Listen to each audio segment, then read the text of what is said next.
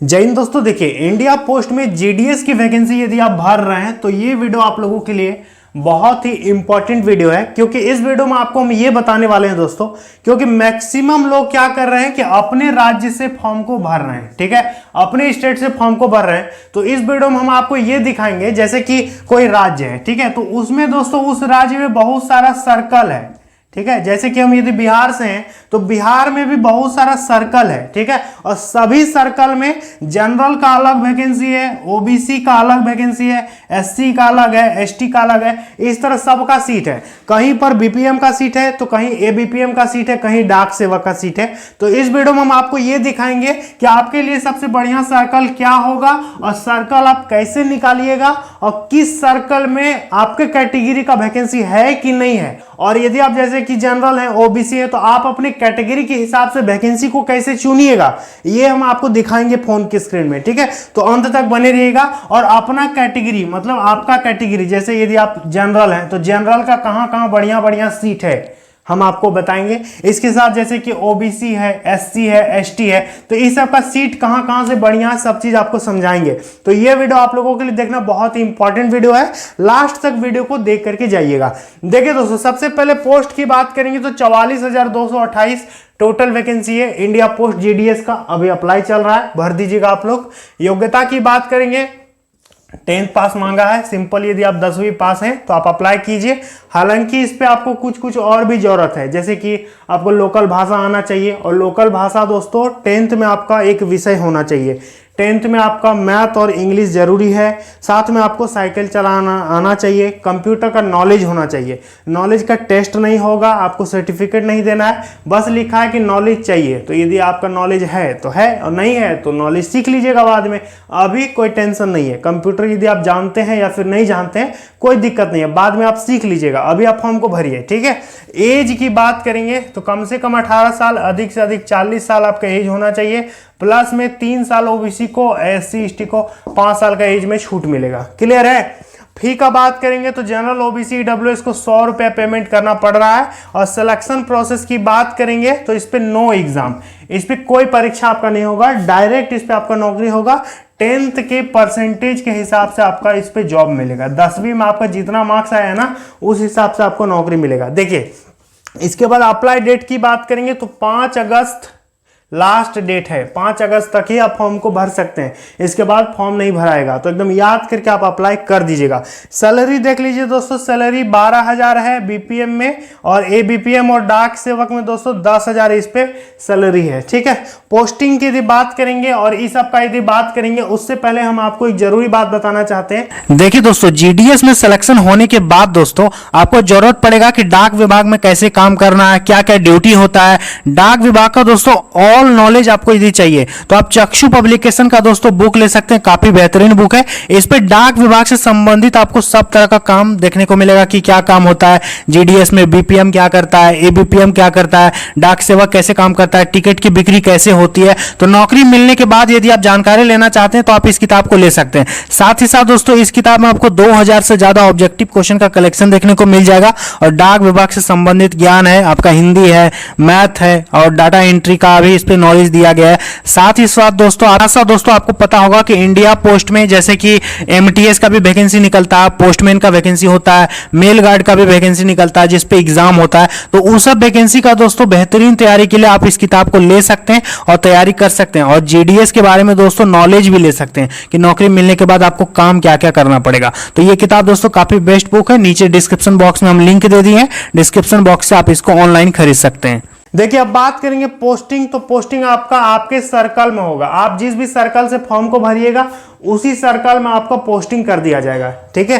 Posting location आप पर depend करता है, कितना परसेंटेज में सिलेक्शन होगा इस बार हम इसको अभी बताएंगे। उससे पहले हम आपको फोन की स्क्रीन में ये सब चीज समझा देते हैं। चलिए, तो देखिए दोस्तों, सबसे पहले आपको जीडीएस के ऑफिशियल वेबसाइट पर आ जाना है, ठीक है। ऑफिशियल वेबसाइट पर जैसे ही आइएगा तो यहाँ पर सभी स्टेट का आपको कॉलम दिखेगा, जैसे देखिए आंध्र प्रदेश है, असम है, बिहार है, उसी तरह से सब राज्य का यहाँ पर नाम दिया गया है, ठीक है।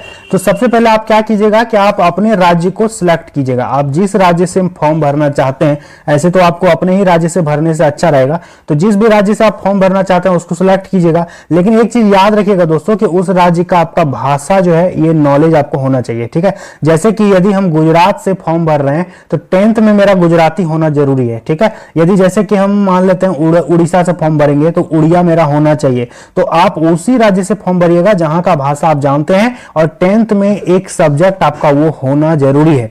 जैसे कि यदि आप दिल्ली से भरेंगे, जैसे कि यदि आप झारखंड से भरेंगे, ठीक है, जैसे आप भर देंगे मध्य प्रदेश से, तो इस सब राज्य में कोई दिक्कत नहीं है। आपका हिंदी आता है ना तो आप भर सकते हैं, कोई दिक्कत नहीं है। लेकिन कुछ कुछ राज्य है जहां पर आपको उस राज्य का लैंग्वेज आना जरूरी है। जैसे कि वेस्ट बंगाल से यदि भरोगे तो बंगाली आना चाहिए। तो आपको करना क्या है, सबसे पहले तो आपको क्लिक कर देना उस राज्य को। जैसे हम बिहार को क्लिक कर देते हैं, तो क्लिक करने के बाद दोस्तों बिहार में देखिए कितना तरह का यहाँ पर आपको सर्कल देखने को मिल जाएगा, ठीक है। इतना तरह का सर्कल बिहार में दिया गया है। जैसे कि देखिए यहाँ पर आपका औरंगाबाद है, बेगूसराय है, भागलपुर है, भोजपुर है, दरभंगा है, इस तरह से सब दोस्तों दिया गया है, ठीक है। तो आप चाहें तो किसी में क्लिक भी कर सकते हैं या फिर आप यहां पर डिवीजन को सिलेक्ट कर सकते हैं। यहां पर एक ऑप्शन दिया आपको सिलेक्ट करने का, तो इस पे आप जैसे क्लिक कीजिएगा तो आप यहां पर देख सकते हैं। यहां क्लिक कीजिएगा ना तो इस तरह से आपको पूरा दिखेगा कि बिहार में कहां कहां से वैकेंसी है, कौन कौन सा बिहार में सर्कल है। तो जैसे मुझे कोई एक भागलपुर चुनना है तो भागलपुर को हम चुन लेंगे। इसके बाद यहाँ पर व्यू पोस्ट में क्या करेंगे, क्लिक करेंगे। व्यू पोस्ट में जैसे ही क्लिक कीजिएगा ना तो भागलपुर सर्कल में जितना आपका डिवीजन है, देखिए सब पोस्ट ऑफिस के बारे में डिटेल आ गया है, ठीक है। उसका साथ ही साथ यहाँ पर पिन कोड भी सबका आ गया कि कहां से वैकेंसी खाली है। जैसे भागलपुर डिवीजन में एक है अगरपुर बीओ है, ठीक है। यहाँ पर जीडीएस का, एबीपीएम का खाली है जनरल कैटेगरी से, देखिए यूआर लिखा हुआ है। उसी तरह से नीचे यदि स्क्रॉल करेंगे तो एक ठो आप देख सकते हैं यहाँ पर भागलपुर डिवीजन में बलिया महारा एक ये है, इस पे जीडीएस बीपीएम का खाली है। ओबीसी का यहाँ पर देख सकते हैं सीट खाली है, ठीक है। 12,000 वेतन वाला, वेतन भी सबके सामने लिख दिया। अब दोस्तों जैसे कि आप कहीं देखना चाहते हैं, जैसे यहाँ पर देख सकते हैं एससी का एक सीट खाली है, ये कहाँ है, भागलपुर डिवीजन बिशनपुर का है। तो उसी तरह से दोस्तों हर जगह का। अब आप सर्च कैसे कीजिएगा, आपको कैसे पता चलेगा कि एससी का कहां से खाली है, एसटी का कहां से खाली है, ओबीसी का कहां से है, नहीं है। तो इसको पता करने के लिए आपको क्या करना होगा, जैसे देखिए यहाँ पे आपको कोना में 3 डॉट दिखेगा, देख रहे हैं ना, आपको क्लिक करना है। तो जैसे इस पे क्लिक कीजिएगा ना तो कुछ इस तरह से खुल के आएगा। देखिए बहुत सारा चीज लिखा हुआ, उसी तरह से नीचे में एक चीज लिखा हुआ है, देखिए फाइंड इन पेज लिखा है ना, फाइंड इन पेज। इस फाइंड इन पेज पे हम क्लिक कर देंगे तो देखिए वहां पे क्या होगा, जैसे इस पे आप क्लिक कीजिएगा तो ऊपर में यहाँ पर कुछ लिखने का आएगा। यहाँ पर लिखने को बोल रहा है कि कुछ भरिए। तो जैसे कि यदि हम ओबीसी का देखना चाहते हैं तो हम बड़ा बड़ा लेटर में लिख देंगे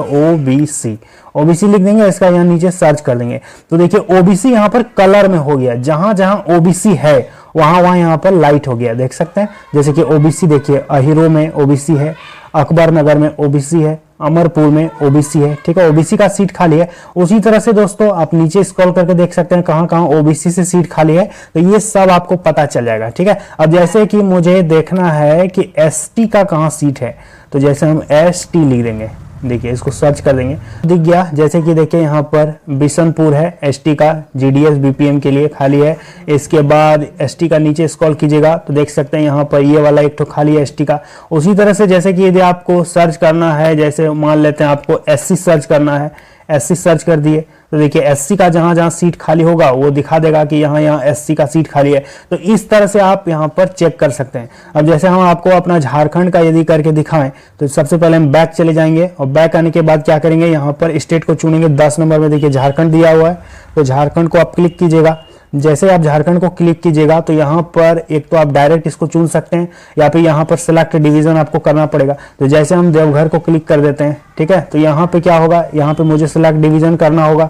जैसे यहाँ पर सिलेक्ट करेंगे तो देख सकते हैं इस पे कौन कौन सा यहाँ पर एरिया आ रहा है। तो जैसे कि मुझे देखना है धनबाद के बारे में तो हम यहाँ पर क्लिक करेंगे और यहाँ पे देखिए धनबाद आ रहा है, तो धनबाद पे हम क्लिक करके यहाँ पे क्या करेंगे, व्यू पोस्ट पे क्लिक कर देंगे। व्यू पोस्ट पे क्लिक करेंगे ना तो ये पूरा धनबाद डिवीजन का ये डिटेल खुल के आ जाएगा कि कहां से कितना सीट खाली है, कहां कौन सा है, बीपीएम है कि एबीपीएम है, सब आपको देखने को मिल जाएगा, ठीक है। तो कुछ इस प्रकार से आप यहाँ पर अपना सीट को चेक कर सकते हैं कि कहां से आपको भरना चाहिए, कहां से नहीं भरना चाहिए।